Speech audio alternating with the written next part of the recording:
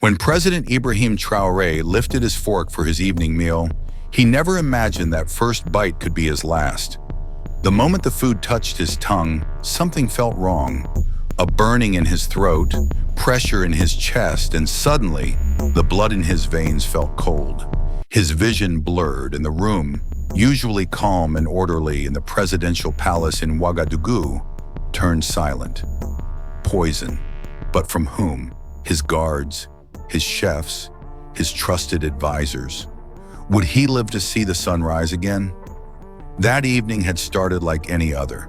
President Traoré sat with his close advisors, finally able to eat after a long day. "We have the water project opening in the north this week," said Economy Minister Khalifa Sawadago, glancing at his notes. "The villagers are eager for your visit." Traoré nodded, taking a bite of his favorite dish, rice and fried chicken. "That's the 32nd of the 50 projects we promised," he said. "To reach our goal, we need to—" He never finished the sentence. The burning in his throat stopped him, and pressure surged through his chest. "Mr. President, are you all right?" asked Interior Minister Issouf Kabore. Traoré reached for his glass, but it slipped from his trembling hand. "The president has been poisoned!" someone shouted. Chaos erupted. Security Chief Adama Ouedraogo rushed in, barking orders. "Seal the palace! No one in or out! This is an assassination attempt!" The palace medical team arrived quickly. Dr. Moussa Zongo checked Traoré's pulse. "It's chemical poisoning. We need to move him to the hospital. Fast." As the president was rushed out, the last thing he heard was, "The poison is spreading. We're running out of time." The special wing of Burkina Faso's Central Military Hospital was sealed off. Soldiers stood guard, machines monitored Traoré's life, and outside news spread like wildfire. Hundreds gathered to pray. #Pray for Traoré trended online. "It's the West," some shouted. "He's too dangerous for them." "No, it's traitors inside," others cried. The nation held its breath. Inside the hospital, Prime Ministers Souleymane Diallo, Kabore, and Ouedraogo huddled. "What's his condition?" Diallo asked.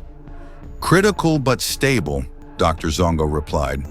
"The poison is sophisticated. This was no ordinary attack. It came from inside." "Everyone in the palace is a suspect," Kabore said grimly. "Even us," Ouedraogo added. Silence filled the corridor. Trust had vanished. "We need an investigator," Diallo said. "But who? We can't trust palace staff or the army." Then someone remembered Maurice Sankara, the former intelligence chief Traoré had removed 3 years ago, accused of working with the French. Sankara, now under house arrest, listened to the news in his modest home. When the knock came at his door, he already knew. "There are people who want to see you," said a young officer. Sankara nodded. He was ready. At the hospital, Sankara faced Diallo, Kabore, and Ouedraogo. "I was accused of treason. Now you need me?" "Burkina Faso needs you," Kabore replied. Sankara agreed, but made one request. "I want to see the president." Standing beside Traoré's hospital bed, Sankara whispered, "I never liked you.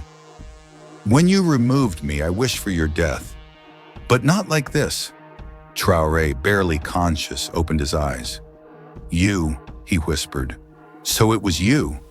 "No," Sankara said. "I'm here to save you, because harming you harms our country, and I don't betray my country." The investigation began. The palace chef, Isaka Bambara, explained how the food was prepared. The waiter that night, Souleymane Baziye, was missing. His house was empty. "Classic," Ouedraogo said. "He ran." "No," Sankara replied. "He's probably dead. We need the mastermind." They found foreign money hidden in Souleymane's home. Security footage showed him meeting Hamidou Sawadogo, the foreign relations advisor. Under pressure, Sawadogo admitted it. "I was just a middleman. A French official, Pierre Dumont, paid me. The goal wasn't to kill Traoré, just weaken him so others could sign deals favoring France. Sankara proposed a trap. Spread the news Traoré had died. Draw Dumont into the open. The plan worked. Dumont arrived expecting a powerless Burkina Faso. Instead, in a dramatic confrontation, he was exposed, and Traoré walked into the room alive. Dumont was arrested. The world watched as Burkina Faso stood strong. Traoré later appointed Sankara as National Security Advisor. Standing together in the president's office, Sankara looked at him and asked, "Why trust me after everything?" Traoré smiled faintly. "Because you didn't betray me. Your love for this country is greater than any hate you had for me." Sankara nodded slowly, his voice steady. "And now we fight for the same thing." The two men, once enemies, now stood side by side, not for power but for the future of Burkina Faso. What once divided them had now made them stronger. Their unity, born from poison and truth, would lead the country forward. Sometimes your strongest ally is the one who once stood against you. This story reminds us that trust is not always given. It is earned, often through trials that reveal who truly stands for the greater good. When power and pride are set aside for the love of a nation, even the deepest wounds can lead to unity. True leadership is not about holding on to enemies, but about recognizing when an enemy's loyalty to the country outweighs their personal grudges. In a world full of hidden agendas and betrayals, the real victory lies in protecting your people, no matter the cost. Ibrahim Traoré and Maurice Sankara taught us that integrity, courage, and humility are the foundations of true independence. It's not always the loudest voice or the highest rank that saves a country, but the honest heart willing to act when it matters most.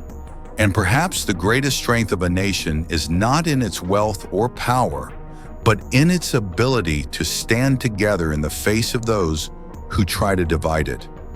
If this story of betrayal, truth, and unity moved you, please like this video, share it with others, and subscribe for more incredible true stories that uncover the hidden struggles behind the headlines. Together, we can keep exploring stories that inspire, awaken, and remind us of what truly matters.